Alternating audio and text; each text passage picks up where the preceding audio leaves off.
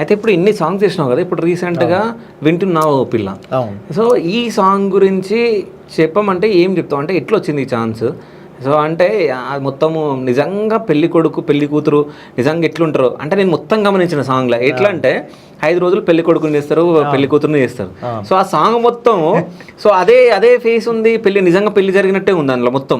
So ఆ song మొత్తం చూస్తే సో అంటే ఎట్లా అనిపించింది, నిజంగా పెళ్లి చేసేసుకున్నట్టు అనిపించిందా లేకుంటే ఎట్లా? రియల్గా బ్రో, అంటే మీరు అవకాశం ఇట్లా వచ్చింది అని అంటారు కదా. యాక్చువల్గా ఇది మీకు తెలిసింది, లక్ష్మణ్ అన్న నేను మొదటి నుంచి వెళ్ళి అన్న నేను ఎక్కువ జర్నీ చేసినాం. ఇక నాకు ఒక ఓన్ బ్రదర్ లాగా, నాకు ఒక గురువు లాగా అని అంటే లక్ష్మణ్ అన్న మొదటి నుంచి వెళ్ళి కూడా. ఎందుకంటే నా లైఫ్ జర్నీ స్టార్ట్ చేసింది అన్నతోటి. స్టిల్ ఈ రోజు నేను ఈ స్టేజ్లో ఉన్న అన్న కూడా నాకు one of the main pillar, నాకు మెయిన్ రీజన్ అన్న. నాకు గురువు అయినా కూడా, నాకు ఒక సొంత అన్నలాగైనా కూడా బ్రదర్ లక్ష్మణ్ అన్ననే నాకు. ఓకే.